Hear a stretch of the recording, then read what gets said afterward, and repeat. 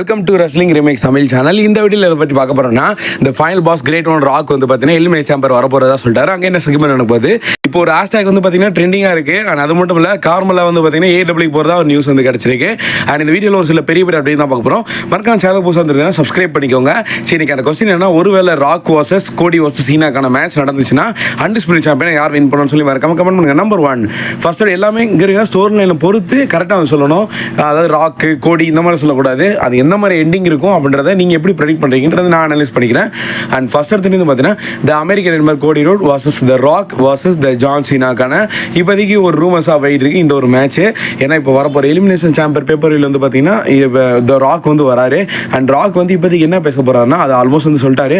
கோடி வந்து லாஸ்ட் இயரில் வந்து பார்த்தீங்கன்னா ராக்கை ஸ்லாப் பண்ணார்ல, அந்த ஸ்லாப் பண்ண பர்சனை கண்டிப்பாக நான், அதாவது என்ன அரைஞ்ச பர்சன் நான் வந்து கண்டிப்பாக சும்மா விட மாட்டேன் அப்படின்ற முடிவில் ராக் இருக்காரு. அது யாராக இருந்தாலும் சரி. ஆனால் கோடி, நான் இப்போதைக்கு ஒன்றை மட்டும் தான் விட்டுருக்கேன், ஆனால் நீ வந்து அதுக்கு பதில் சொல்லணும், நீ என்ன அரைஞ்சதுக்கு அப்படின்ற மாதிரி இப்போதைக்கு ராக் வந்து தரமான செக்மெண்ட் வந்து பண்ணிட்டாரு. இப்போதைக்கு வரப்போ எலிமினேட் சாம்பர் பேப்பரில் ராக் வந்து வராரு. அங்கே கோடியும் செக்மெண்ட் இருக்குது.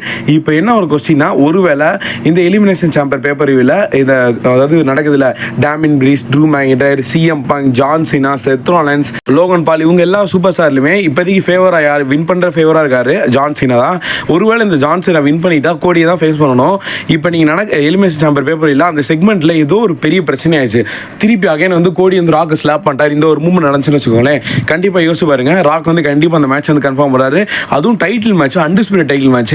இதுக்காக எனக்கு ஒரு பெரிய கொஸ்டினாக இருக்குது. இப்போ ராக் அன்டிஸ்பியூட்டட் சாம்பியனாக வராருன்னா, ஒருவேளை ராக் வர்சஸ் கோடி நடந்துச்சுன்னா கண்டிப்பாக அதில் ராக் வின் பண்ணி தான் ஆகணும். ஏன்னா ராக் வந்து ஃபைனல் பாஸ், தோத்த மாதிரி காட்ட மாட்டாங்க. ஏன்னா டைட்டில் எடுத்துட்டாருன்னு வச்சுக்கோங்களேன், அவர் ராக் வந்து அடுத்தடுத்து பேப்பர்லாம் வரணும். இப்போ ஒருவேளை எலிமினேட் சாம்பர் பேப்பரில் ஜான்சனை வின் பண்ணிட்டாருன்னா அப்போ அவரோட நிலைமை என்ன யோசிச்சு பாருங்களேன்.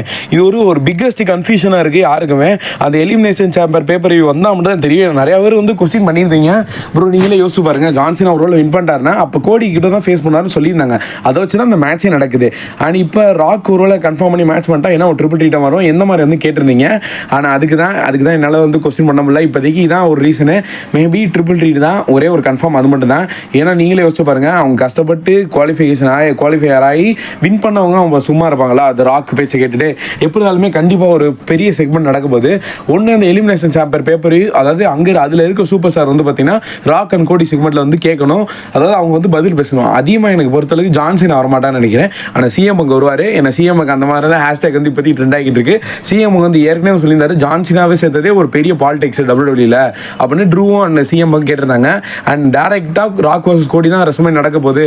அப்போ வின் பண்ணவங்க என்ன ஆகும், அந்த நிலைமை என்ன ஆகும் அப்படின்றத கண்டிப்பாக அதை தட்டி கேட்குற ஒரே ஒரு சிஎம் பங்கு தான் இருக்குது. அண்ட் அந்த செக்மெண்ட் என்ன நடக்குதோ அதை பொறுத்து தான் நம்மளால் ப்ரெடிக்ட் பண்ண முடியும் நண்பா. அண்ட் நம்பர் 2 என்னன்னா, இப்போதைக்கு நடக்க போகிற எலிமினேட் சாம்பர் பேப்பரில் மேட்ச் கார்டு என்னென்ன மேட்ச் வந்து கன்ஃபார்ம் ஆயிருக்கு, என்னென்ன செக்மெண்ட் நடக்க போகுது அப்படின்றத பார்க்கலாம். இப்போதைக்கு ஆல்மோஸ்ட் இந்த டிக்கெட் சேலிங் பொறுத்தளவுக்கு இன்னும் வந்து 2000 டிக்கெட் மட்டும் தான் இருக்குது. ஆல்மோஸ்ட் இது வந்து சோல்ட் அவுட் ஆயிரும். ராக் வராதுனால இப்போதைக்கு இன்னைக்கு என்ன டேட்டில் அந்த டிக்கெட் சேல் ஆகிருக்குன்னு எனக்கு தெரியல. நேற்று தான் நான் பார்த்துருந்தேன். அண்ட் கண்டிப்பாக சோல்ட் அவுட் ஆயிருக்கும். ஆனால் அது மட்டும் இல்லை, டிக்கெட் வந்து எக்ஸ்ட்ரா பண்ணியிருப்பாங்க. இப்போதைக்கு மென்ஸுக்கான எலிமினேஷன் சாம்பர் பேப்பரையும் நடக்க போகுது. அண்ட் உமன்ஸுக்கு. அண்ட் அது மட்டும் இல்லை, 3 status Tiffany versus Nia Jax and Candice லேயருக்கான ஒரு மேட்ச் வந்து நடக்குது. இது மெயினாக வந்து கெனடியன் மக்கள்னால அவங்களோட ஹோம் டவுனில் மேட்ச் பண்ணுறதுக்காக தான் 3 ஸ்டேட்டஸ் கொண்டு வந்தாங்க. சேம் அதே மாதிரி தான் K1 செமிஃபைனல் அன்சாக்சஸ் மேட்ச் வந்து வேற லெவலு. ரியலி அந்த மேட்ச் வந்து ஸ்ட்ரீட் ஃபைட் மாதிரியே இருக்கும். ஒரு ரெஃப்ரி கூட வருவாங்க. அதாவது எப்படி அந்த ஒரு மேட்ச் பேர் நான் வர மாட்டேன் டக்குன்னு. ஆனால் அது மட்டும் இல்லை, இந்த ஃபைனல் பாஸோட ராக்கோட செக்மெண்ட் வேறு இருக்குது. இந்த ராக்கோட செக்மெண்ட் தான் எந்த மாதிரி ரெசல்மேனியா சேஞ்ச் பண்ண போகுது அப்படின்றத ஒரு மெயினாக வந்து இந்த செக்மெண்ட் வந்து ப்ரூவ் பண்ணி காட்ட போகுது. முக்கியமாக அந்த ராக் எதுக்காக கொண்டு வந்தாங்கன்னா, ரெசல்மேனியாவை நோ ஹைப்ன்றதை ஹைப்பாக சேஞ்ச் பண்ணுறதுக்காக தான். அண்ட் அது மட்டும் இல்லை, இப்போதைக்கு சிஎம் பங்கு சைடு வந்து ஒரு ஹேஷ்டாக் வந்து ட்ரெண்ட் ஆயிருக்கு. வேறு ஒன்றுமே கிடையாது.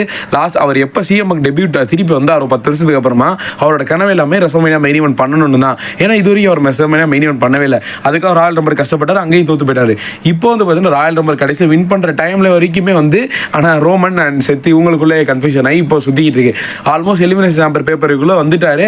மேபி இவர் வின் பண்ணி காட்டுவேன் அப்படின்ற மாதிரி சொல்லியிருக்காரு. ஏன்னா இதில் வந்து பின் பண்ணணும், அதனால வந்து ரொம்ப கஷ்டமாக இருக்கும் இந்த மேட்ச். அண்ட் சிஎம் வின் பண்ணிட்டாருன்னா ரெசல்மேனியாவோட கனவு ஓகே.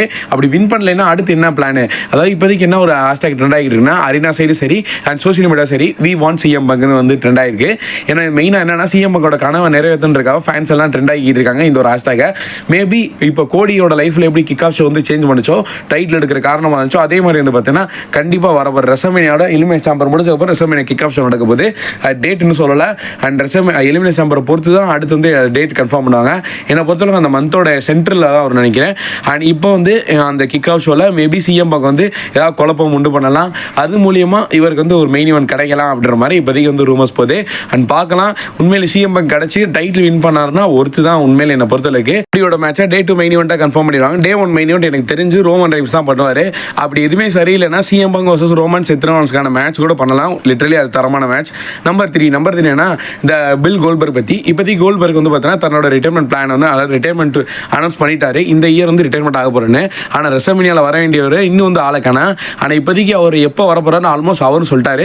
சம்மர் ஸ்லாமில் தான் ஃபஸ்ட்டு மேட்ச் வந்து பண்ண போகிறாரு. அது போக 2 மேட்ச் வந்து பண்ண போகிறாரு.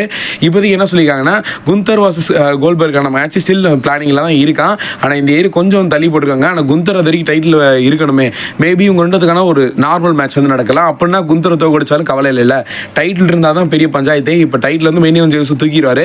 அதனால இப்போதைக்கு என்ன அந்த மேட்ச் எங்கே எக்ஸ்பெக்ட் பண்ணலாம்னா சம்மர் ஸ்லாமில் வருவார். அப்படின்னா கிரவுண்ட் ரூல்ஸில் எக்ஸ்பெக்ட் பண்ணலாம்னு சொல்கிறாங்க. அண்ட் நெக்ஸ்ட் வந்து பார்த்தீங்கன்னா இந்த ரெசல்மேனியா 40 டிக்கெட் செல்லிங் வந்து தெரிய வந்திருக்கு. இப்போதைக்கு ஆல்மோஸ்ட் இப்போ ரெசல்மேனியாவே ஹைப்பாக கொஞ்சம் கொஞ்சமாக ஏறிக்கிட்டு இருக்கு. அதனால் டிக்கெட் செல்லிங் வந்து பார்த்தீங்கன்னா ஆல்மோஸ்ட் பெரிய லெவலில் வந்து இன்க்ரீஸ் ஆயிருக்கு. 45,000 டிக்கெட் இருந்து 10,000 டிக்கெட் வந்து எக்ஸ்ட்ரா விற்றுருக்கு இப்போதைக்கு வந்து மட்டும். அதாவது இப்போதைக்கு கரண்ட் செட்டப் வந்து பார்த்தீங்கன்னா 51,481 டிக்கெட், அதில் 44,000 டிக்கெட் வித்துருச்சு. இதில் வந்து பார்த்தீங்கன்னா காம்போ அதெல்லாம் 6,000 டிக்கெட் மட்டும் தான் இருக்குது. இது வந்து பார்த்தீங்கன்னா டே 1க்கு மட்டும் அண்ட் டே 2க்கு தனியாக வந்து ஃபிக்ஸ் பண்ணியிருக்காங்க.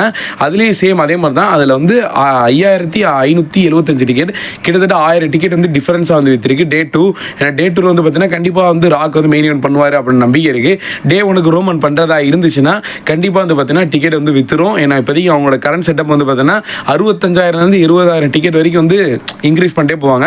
அது நடக்க போகிற மெயின் இவெண்ட் பொறுத்து தான் எல்லாமே வந்து டிக்கெட் செல்லிங் விற்கும். ரோமன் மெயின் இவெண்ட் பண்ணாருன்னா கண்டிப்பாக டே 1 வித்துரும்.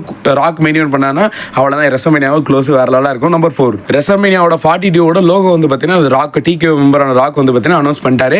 அது எங்கன்னா நியூ ஓர்லாண்டோ சிட்டியில் வந்து நடக்க போது ஆல்மோஸ்ட் வந்து சொல்லிட்டாங்க. லாஸ்ட் அந்த ஸ்மாக் டவுன் ஏரினால கிடையாது, சாரி அந்த ஏரியாவில் அங்கே நடக்க போகுது. அண்ட் இப்போதைக்கு வந்து பார்த்தீங்கன்னா அங்கே வந்து ராக் செக்மெண்ட் பண்ணியிருந்தார்ல கோடியை பற்றி. அண்ட் இப்போ கோடியோட ஒய்ஃப் வந்து பார்த்தீங்கன்னா ஒரு கமெண்ட் வந்து பண்ணியிருக்காங்க.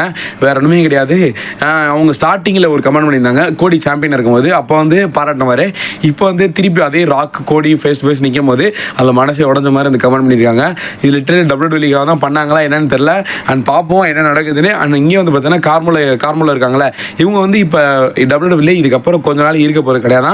ஆல்மோஸ்ட் ஃப்ரீ ஏஜென்ட் ஆனோன்னே இவங்க வந்து AEW போகிறதா இப்போதைக்கு ஒரு ரூமர்ஸ் போகுது. அண்ட் என்னை பொறுத்தவரை இவங்க போனால் நல்லா தான் இருக்கும். WWE இருந்து இவங்க எட்டி பார்த்த மாதிரி எனக்கு ஒன்றும் தெரியல. அண்ட் வந்தாலும் அந்தளவுக்கு வந்து செல்சி கிரீனுக்கு எந்த அளவுக்கு புஷ் கொடுக்குறாங்களோ அந்தளவு தான் அவங்கள மாதிரி தான் வந்து கேரக்டர் இருக்குது இந்த கார்மோலாவுக்கும். அதெல்லாம் நோட் பண்ணி பாருங்க. கார்மோலாவும் அண்ட் செல்சி கிரீனும் ஒரே மாதிரி கேரக்டர் தான் இப்போதைக்கு ப்ளே பண்ணிக்கிட்டு இருக்காங்க. ஆனால் கார்மோலா இதுக்கப்புறம் வந்து கண்டிப்பாக அந்தளவுக்கு இருக்காது, ஃபேன்ஸ் இருக்காது, அந்தளவுக்கு வந்து எக்ஸைட்மெண்ட் இருக்காது. மேபி இவங்க AEW போனால் கூட நல்லாயிருக்கும். ஐ ஹோப் இந்த வீடியோ பிடிச்சி லைக் பண்ணுற மாதிரி சப்ஸ்கிரைப் பண்ணுவா. சீ மேலே தேங்க் ஃபார் வாட்சிங். வேறு சூப்பர் ஸ்டார் பற்றி அப்படி மறக்காம கமெண்ட் பண்ணுங்கள். தேங்க்யூ.